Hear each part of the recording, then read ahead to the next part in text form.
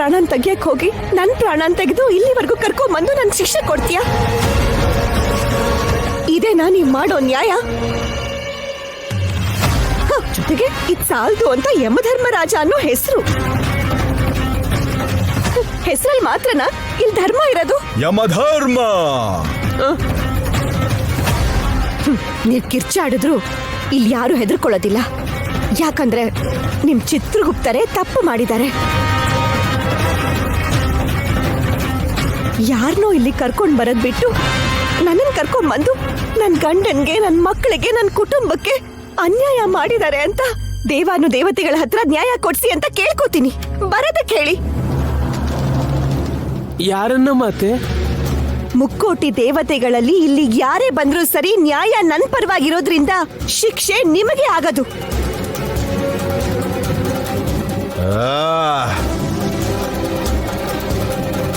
ನೋಡಿದೆಯಾ ಚಿತ್ರಗುಪ್ತ? ಅಮ್ಮನವರ ಭಕ್ತೆ ಆಗಿರೋದ್ರಿಂದ ಭಯನ ತ್ಯಜಿಸಿ ಧೈರ್ಯದಿಂದಿದ್ದಾಳೆ. ಅದಕ್ಕೆ ಮೂಲ ಕಾರಣ ನೀನೇ. ಈಗ ಏನ್ ಮಾಡೋಣ ಹೇಳಿ ಪ್ರಭು? ಏನ್ ಮಾಡ್ತೀರಾ? ನನ್ ಪ್ರಾಣನ ಮತ್ತೆ ನನ್ ದೇಹಕ್ಕೆ ಸೇರಿಸ್ಬಿಡಿ. ನನ್ನ ಮನೆಗೆ ಹೋಗ್ಬೇಕು. ಆವೇಶ ಪಡಬೇಡ ಬಾಲೆ. ನಿನಗೆ ಅಪಘಾತವಾಗಿ ನಿನ್ನ ದೇಹ ಸರಿ ಹೋಗೋದಕ್ಕೆ 3 ತಿಂಗಳು ಬೇಕಾಗಬಹುದು.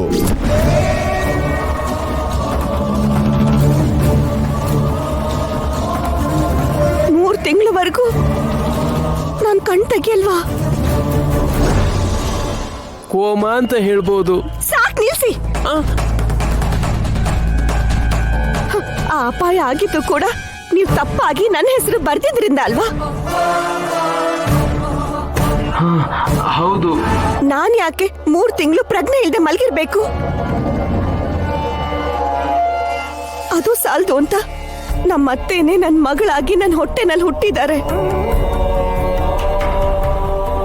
2 ವರ್ಷ ಆದ್ಮೇಲೆ ಗಾಯತ್ರಿ ಪುಟ್ಟಿನೇ ನನ್ ಹೆತ್ತ ಮಗಳು ಅಂತ ತಿಳ್ಕೊಂಡಿದ್ದೀನಿ.